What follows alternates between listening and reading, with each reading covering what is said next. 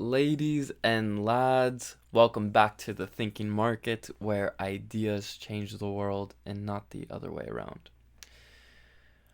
I want to begin this quest, this lifelong quest of investigating foreign policy, geopolitical information. And the initial question I want to ask is, what is foreign policy? As an economist, I know what monetary policy is. It's the government's involvement in concerning matters of money, including fiscal policy, which is like how the money is spent. Monetary policy is essentially what the US government delegates to the Federal Reserve, the central bank. Um, you know, it's a private institution, but it's really run by the government. And they basically just print money.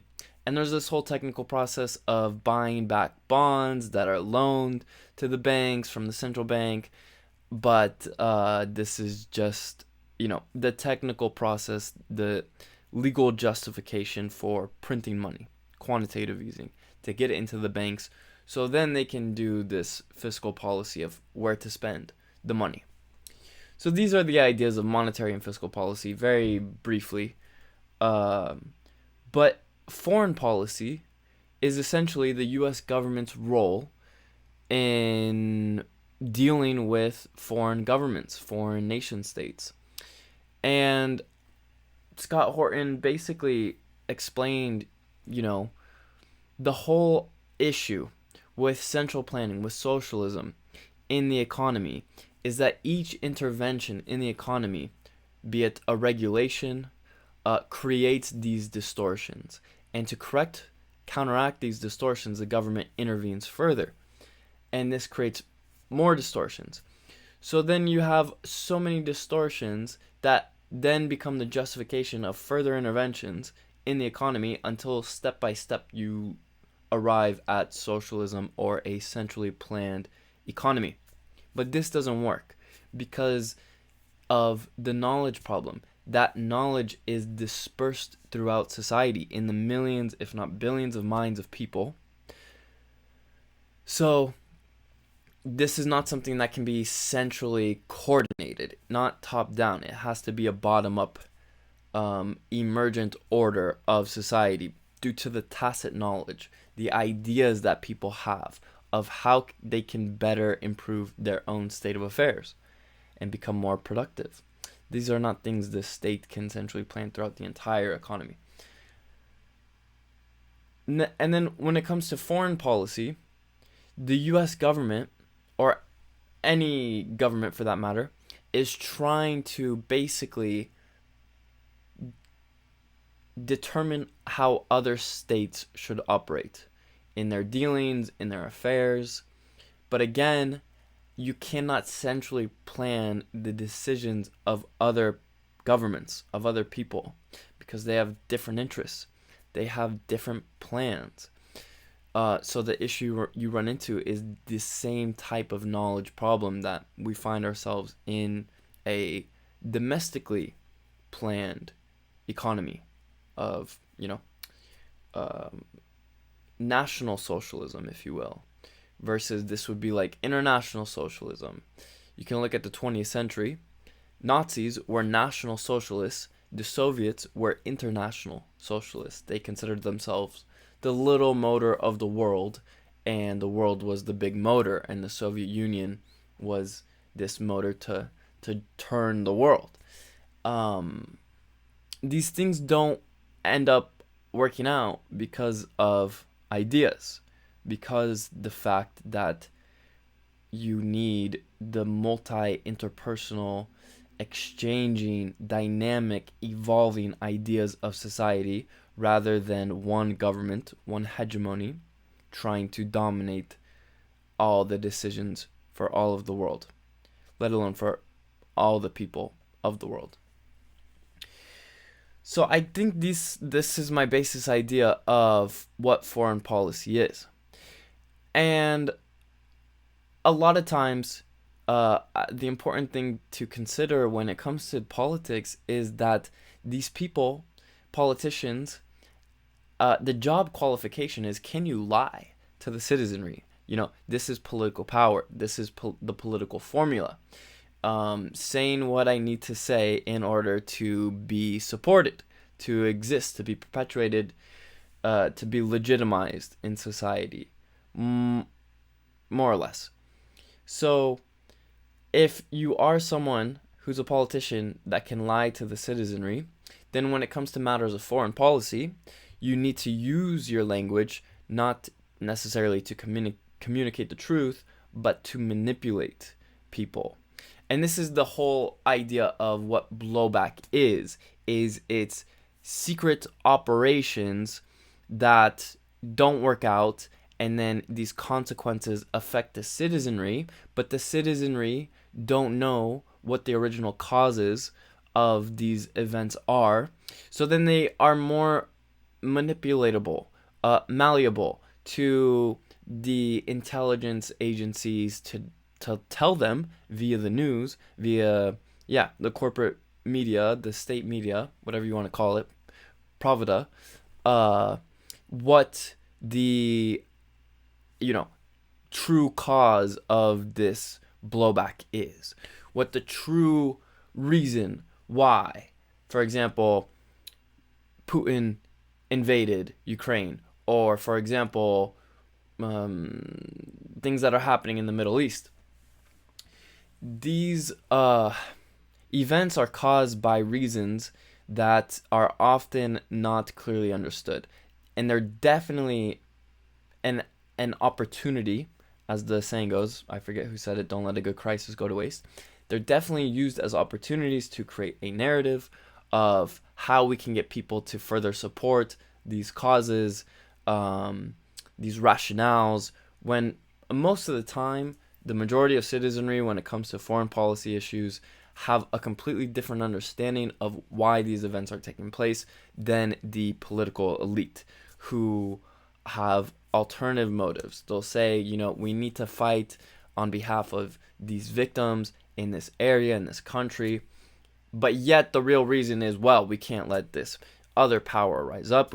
We can't let them have control of their resources in this land. Like, we should be the ones controlling these resources. That would be better for us. So these are usually the justifications under the guise of alternative means and reasons of support, of advocacy. So there's, a good book, Walter Lippmann's Public Opinion. He talks about whenever an event happens, if you're watching the event, you're standing at a certain perspective watching the event. If you're reading about an event, you're reading the perspective of someone who may or may not have been at that event. And you're always getting an idea about an event. And as Michael Malice says, the corporate news is not meant to really give you like an objective truth. It's meant to educate you. And what this means is simultaneously presenting you with an issue along with the solution about how to think of the issue. So you're both simultaneously informed and knowledgeable about these issues. How great is that, right? But often, in hindsight, we realize, this is the dynamics of propaganda. These are the social psychological dynamics. How do you control a country? How do you make them believe crazy, ridiculous things? You get control of the media. You sound objective. You say this is scientific. This is the expert class. But this is usually, more often than not, bullshit. And we have to just continuously think for ourselves. And more importantly, I would say consider why, especially American citizens, aren't taught anything about foreign policy in public education, because they want you to be ignorant about foreign policy. They think, if we have this superior nation to all the others, then don't worry about what's going on over there. We don't even know geography as American citizens. It's so rare, unless you studied it on your own most of the time, most people can't tell you where Ukraine is on a map, where Romania is on a map, where Iran is on a map. This is literally the level of education that most Americans have on foreign policy. And that's why I'm thinking, it's a good opportunity to learn more about foreign policy. It would be a great service to the American society for more people to learn about foreign policy. And yeah, that's these are just questions to consider.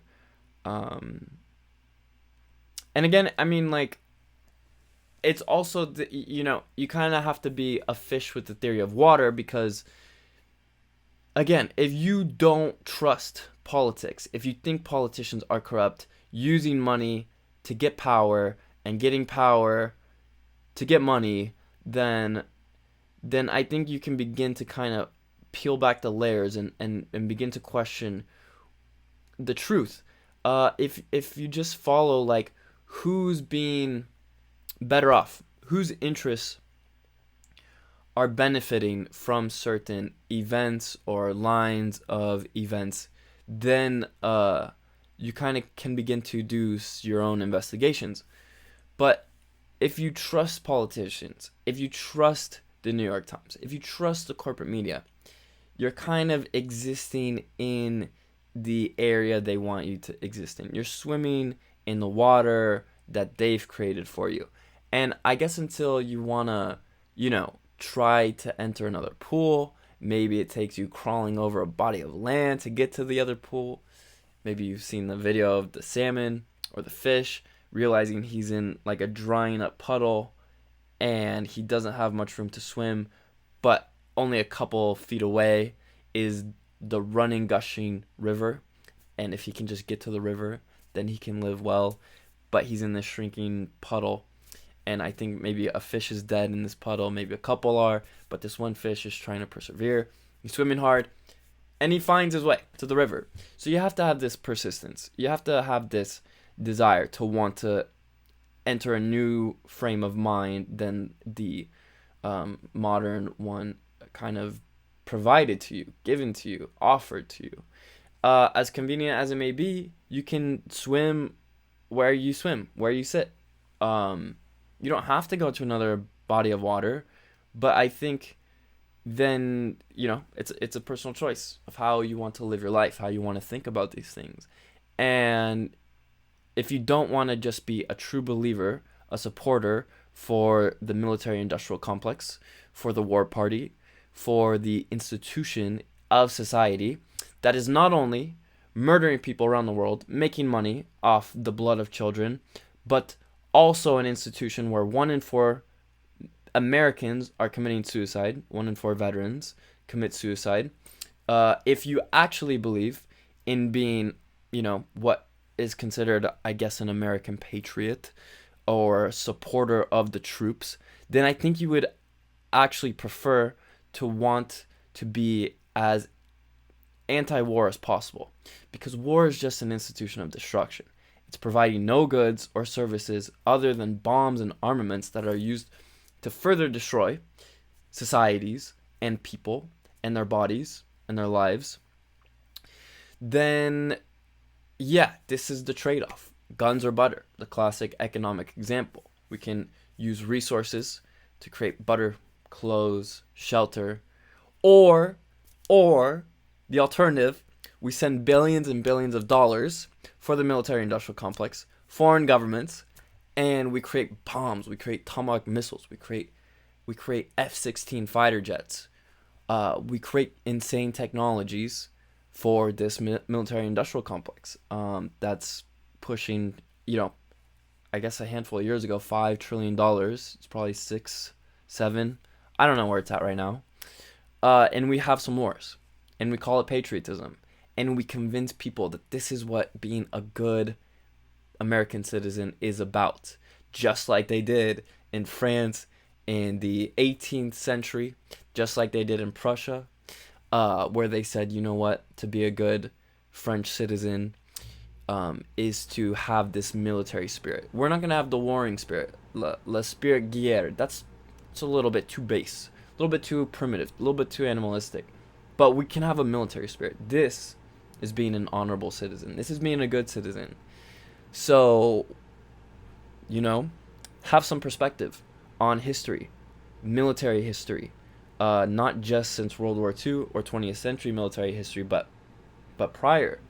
Understand ancient Sparta took children at 7 years old, took them till they were 30, and then they were forced to get married, and then they had to continue training till they were 60. Only at the age of 60 could then they be kind of free and live the life they wanted. But up until, their whole lives, they were subjects and wards of the state. Everything was planned for them, and it was all based around being militaristic. Even if you got married, which you had to get married at 30, you couldn't see your wife too often. Oftentimes, you'd have to sneak out to see your wife. So I don't think this institution of military is what makes someone manly. I don't think this is what makes someone a good citizen. I don't think this is what honor is about, or glory. I think we can become men of the mind rather than men of war, of armament, of destruction. Why? Always ask this too. Why are we fighting these wars? Who's it serving?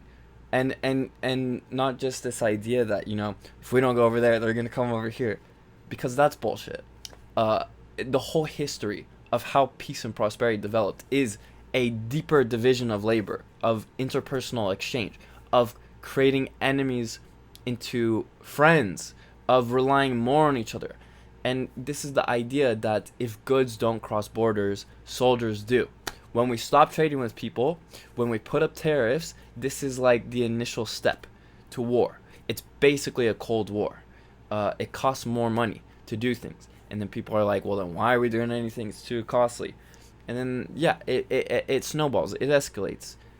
We don't want this. We don't need this. This is not helping anyone other than the politically connected people, the central bankers, the people who are part of the military-industrial complex, even the soldiers. Yes. Do they get paid some money? Do they get bribed? Do they get benefits? Yes. But it's all to bribe you. The statues of these soldiers in our parks, in our societies, I don't think is characteristic of a free society. I think a free society would understand that war is always something that should be like not even the last option, but kind of like regarded with a somber tone, with disdain, with something that maybe at one time was necessary but is no longer necessary because we have become more civilized, we've become less primitive to this condition of fighting, of killing one another. This is the most idiotic thing. Like, look at social media, connect with people. Just even playing video games with people around the world gives you the opportunity to connect with real people. It's this 100 years ago propaganda thinking the Germans are the Han and they're coming to rape your sister, so we need to go kill them. Like, we're still stupid if we're thinking this way. So it's just a matter of intelligence. It's a matter of self-education, because clearly the state has let us down in that, and having better ideas, understanding economics, understanding monetary policy, understanding foreign policy, understanding, how ideas shape the world, how it protects the world, and unfortunately, if used for nefarious ends, for giving into evil, for power and blood and money, then destructive ends. Thank you.